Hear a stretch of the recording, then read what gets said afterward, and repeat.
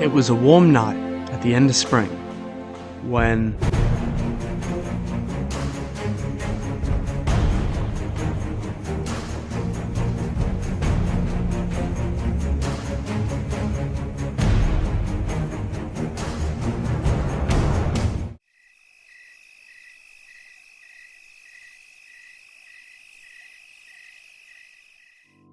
among the hauls of queens we captured on this night, the most common of the bunch were these giants, Camponotus nigriceps.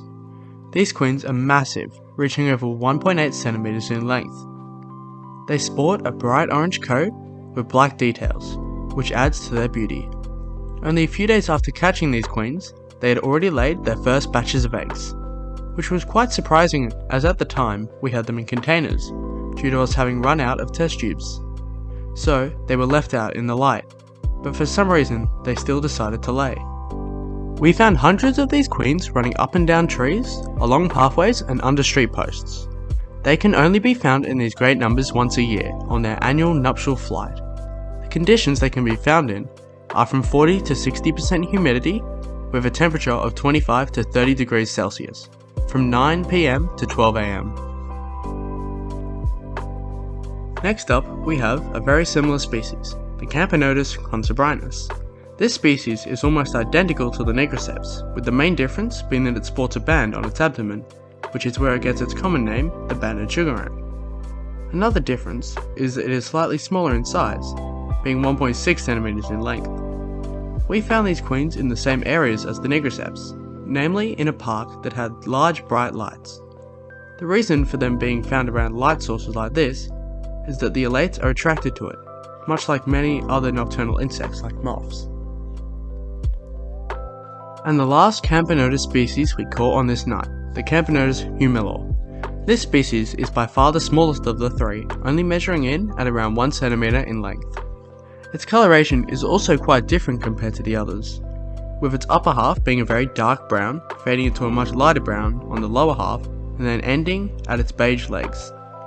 Interestingly, unlike the other Camponotus, the humilior queens we caught hadn't begun to lay yet, which is strange, as usually the smaller species start laying faster. This species is far less picky with its flight conditions, with them flying from 24 to 30 degrees Celsius and a humidity of 30 to 80%. They can be found more than once a year, flying from late spring up until midsummer, which is quite a range compared to the larger species.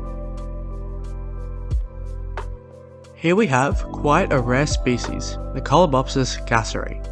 Out of all the species we were expecting to find on this night, gasseri was not on our bingo card, as they would usually fly in September. This queen was found on a beach, which was also quite a surprise, as we had no idea they lived around the coast, as this species is arboreal and lives in wood. This species is black with creamy coloured stripes on the abdomen. We hope that this queen is fertile, as she still has her wings. Next, we have the Colobopsis macrocephala. This species is relatively common in our area, being arboreal like the gasseri. However, unlike her rarer counterpart, she is orange, red and beige with black abdomen stripes. Colobopsis are sometimes referred to as shield ants. This is because the front of their head is flat, which acts like a shield.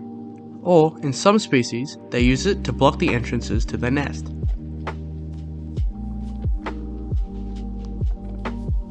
This is Crematogaster laeviceps, another arboreal ant species. Commonly known as tree ants, workers are frequently seen patrolling tree trunks, showcasing their close association with trees. This species is capable of building massive colonies, often exceeding 10,000 workers. These colonies typically reside within trees, nestled under bark and inside dead branches, or even repurposing old termite tunnels.